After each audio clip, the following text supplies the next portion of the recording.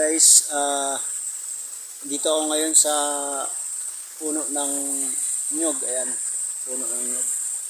Kasi may nagturo sa akin na ang gamot daw nito ay lamot. Yung lamot daw ay pwedeng ano ng ngipin. Makagamot kasi masakit yung ngipin ko. Ayan, namaga na to.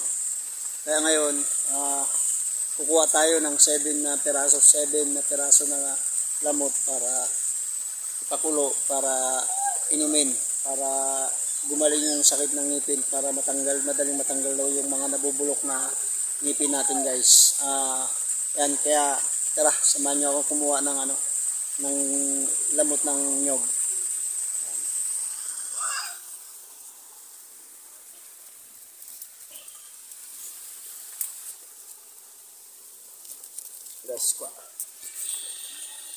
Kuha tayo, guys.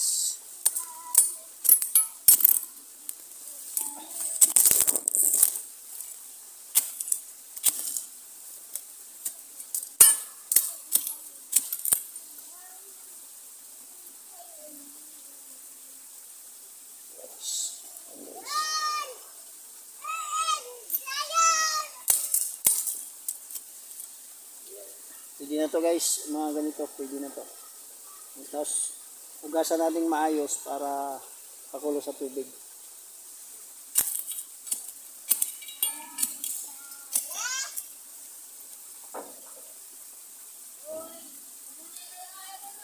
Tapos ayusin natin.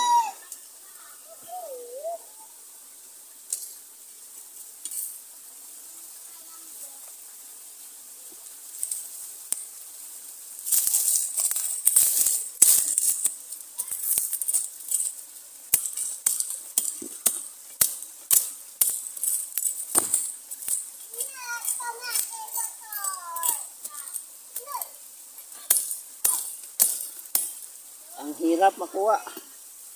Hindi na tayo sa mababaw.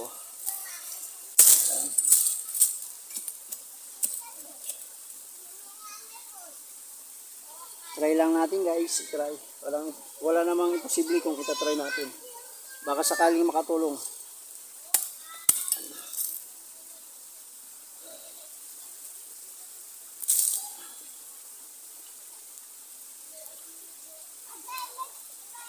Guys,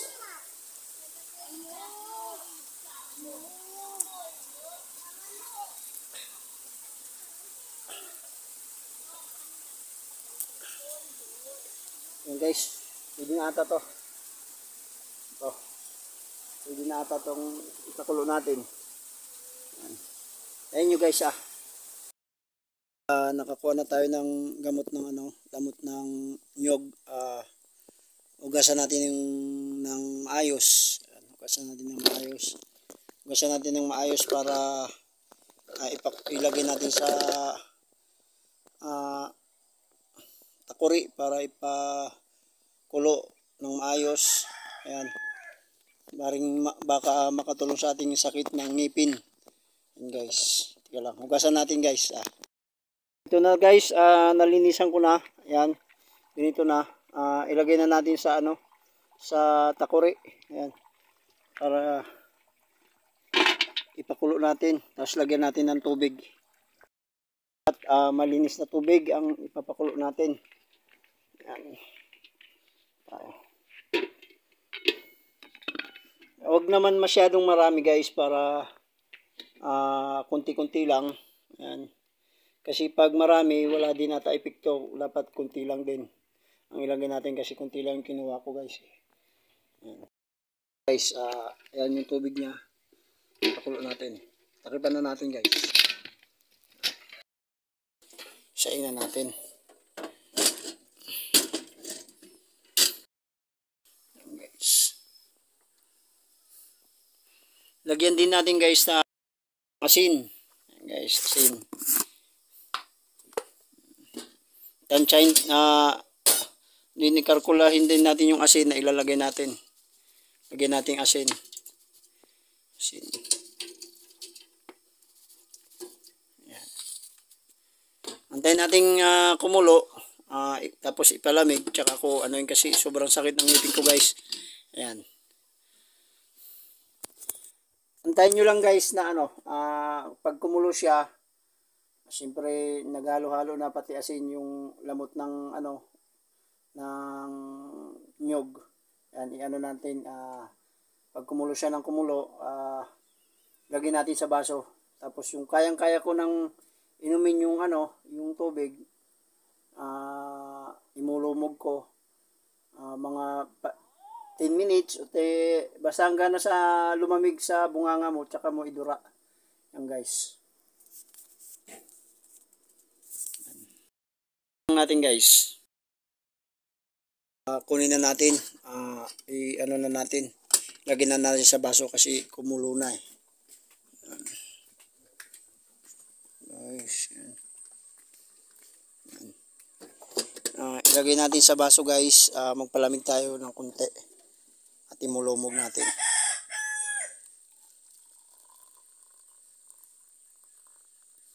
Guys, yan yung itsura guys, medyo black guys, medyo black. Yan. Dito doon tayo sa malilim. Guys.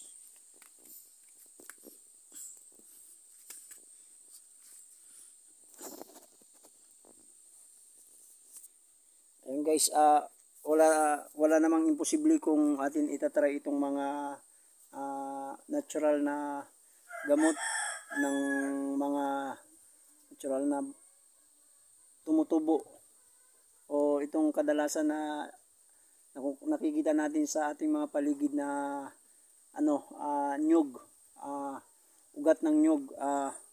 I-try natin kung maka sa ngipin kasi yung mga bulok yung ngipin ko eh. Laging sumasakit, ayan namamaga na nga oh. Kaya napilitan ako na gawin ito guys at saka makatulong din sa inyo kung i-try natin kung maganda ba ito ang epekto guys. Kasi herbal naman to guys, herbal, hindi naman to makakasira sa ating kalusugan. Yan guys, pinakulo ko na. Tikman ko lang kung kung medyo mainit pa siya.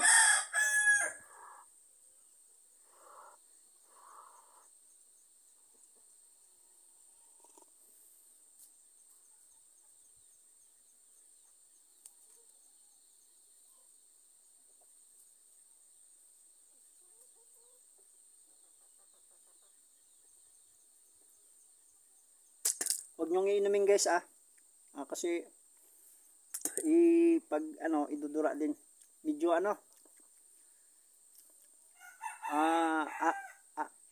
parang asin lang din yung nalalasahan ko, maalat lang. I-try natin.